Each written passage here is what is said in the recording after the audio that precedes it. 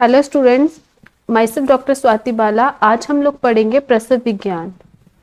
प्रसव विज्ञान paper A का पार्ट बी के टॉपिक हैं। तो इसमें जो ए पार्ट में टॉपिक है वो है प्रसव परिभाषा, प्रसव हेतु, प्रसव काल, सूतिकागार निर्माण, संग्रहणीय द्रव्य, सूतिकागार प्रवेश विधि।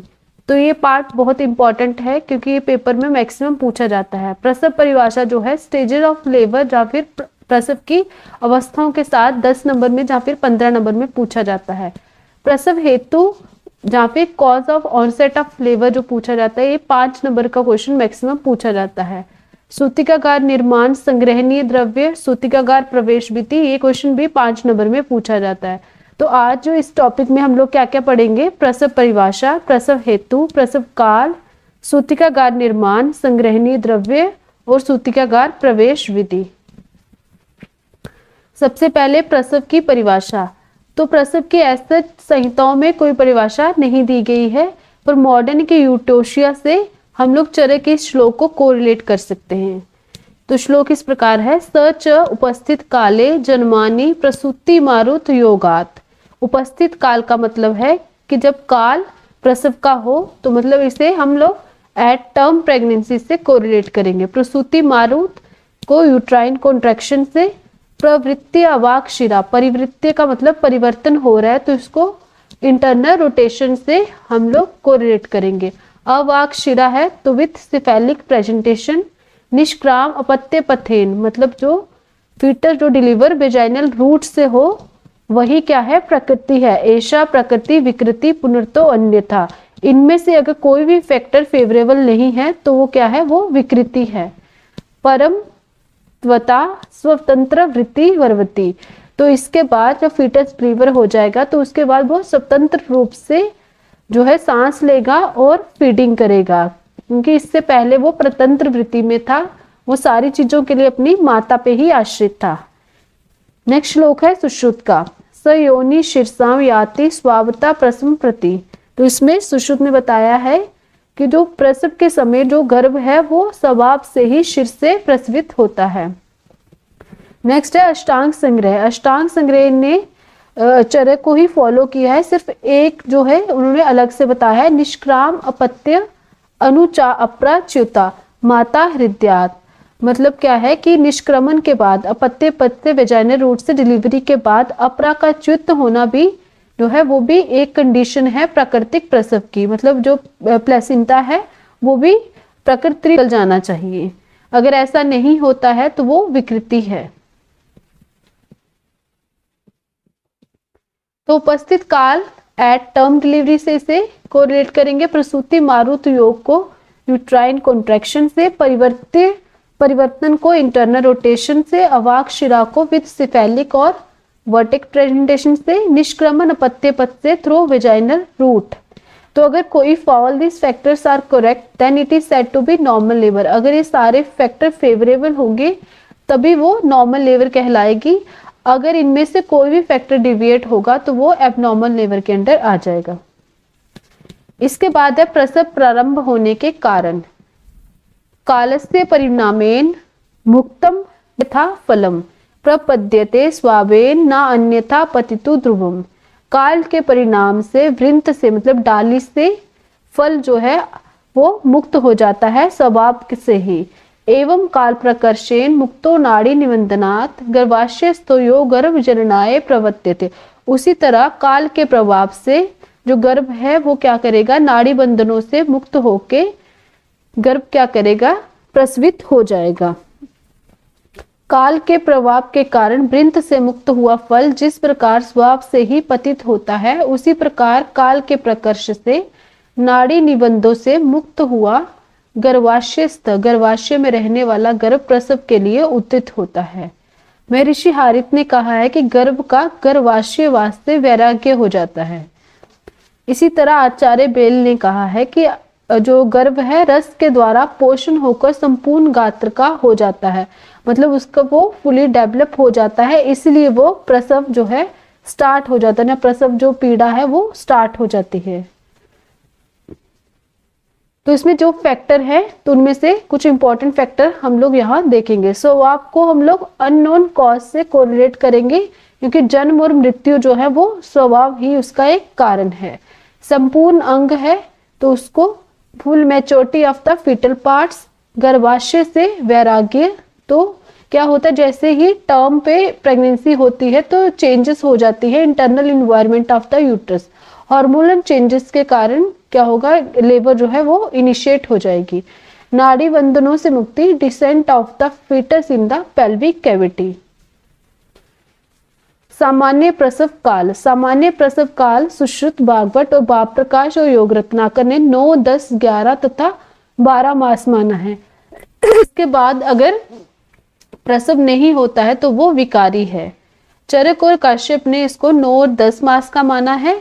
हारित ने 10 या फिर 11 मास में सामान्य प्रसव काल माना है, और मॉडर्न में 9 कैलेंडर मंथ या फिर 280 डेज या फिर 10 ल्यूनर मंथ या फिर 40 वीक्स को ही सामान्य प्रसव का काल माना है। नेक्स्ट है सूतिकागार निर्माण। प्रसव के समय गर्भिणी स्त्री के लिए एक पृथक गर्भ बनाने का निर्देश है, इसे ही सूतिकागार कहते हैं। ये गृह हर प्रसूता के लिए नया बनाया जाता है, ऐसा नहीं कि एक बार बना दिया तो उसको फिर से जो है सबके लिए यूज होगा। हर प्रसूता के लिए हर बार जब प्रेगनेंसी होगी तो अलग से सूतिकागार निर्माण करने को कहा गया है। तो निर्माण का काल क्या है, चरक और भागवत ने कहा है कि जैसे ही नवम मास के पूर्व, मतलब नवम मास से पहले ही 9 मंथ लगने से पहले पहले ही इसका निर्माण कर लेना है। जबकि जो अष्टांग संग्रह के टीकाकार हिंदू है उन्होंने कहा है 9 मंथ जब स्टार्ट होगा उसके बाद ही सूतिकागार का निर्माण करेंगे। अब सूतिकागार जो है वो किस तरह से होना चाहिए, उसकी आकृति कैसी होनी चाहिए, तो उसके लिए भूमि कैसी होनी चाहिए, तो वो अस्थि, शर्करा, कपाल आदि से रहित हो, मतलब जो पत्थर कंकड़ हैं उनसे रहित हो, वो पूरी तरह से प्लेन होनी चाहिए। प्रशस्त रूप रस गंध वाली हो, उसमें कोई जो है अनप्लीजेंट कोई स्मेल ना हो, अच्छी तरह से हो, उसमें कोई भी उसका रूप भी अच्छा हो, तो गंदी नहीं होनी चाहिए। साफ सुथरी जगह पे ही सूतिकागार बनाना है। सूतिकागार जो है वो लकड़ी का ही बनाना है, तो उसके लिए जो लकड़ी उपयोग में लाई जाएगी उसमें बिल्व, तिंदुक, इंगुदी तथा बलात्तक आदि की लकड़ी का प्रयोग किया जाएगा।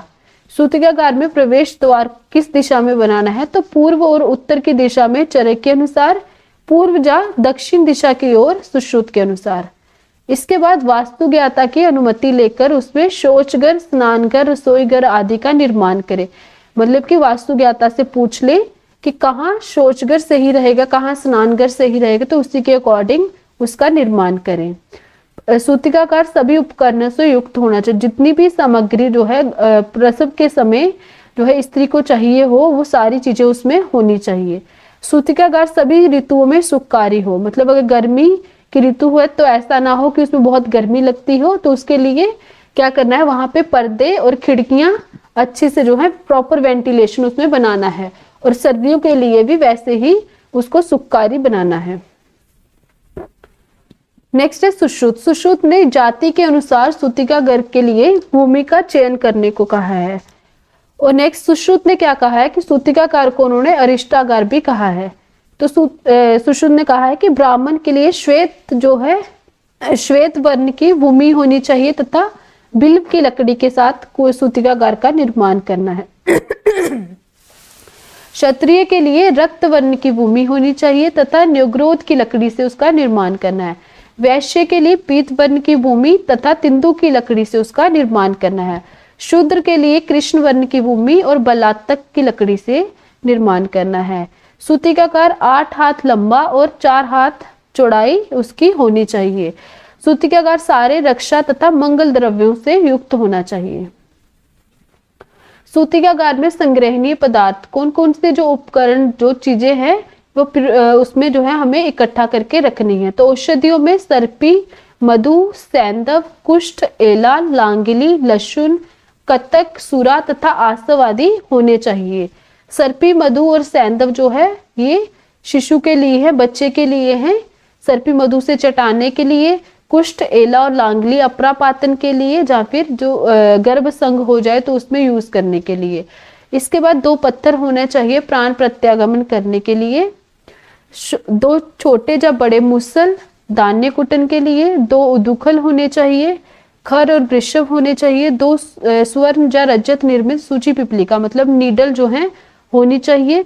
लोहे के बने तीक्ष्ण शस्त्र, लोहे के बने तीक्ष्ण शस्त्र किस उपयोग में आएंगे, तो अर्धधार शस्त्र का उपयोग भागवत ने कहा है कि नाभि नाल छेदन के लिए अर्धधार शस्त्र होना चाहिए।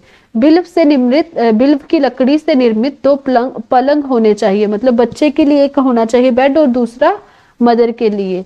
तिंदुक और इंगुदी की लकड़ी की हमेशा अग्नि प्रज्वलित करने के लिए इन दोनों लकड़ियों का ही उपयोग करना है।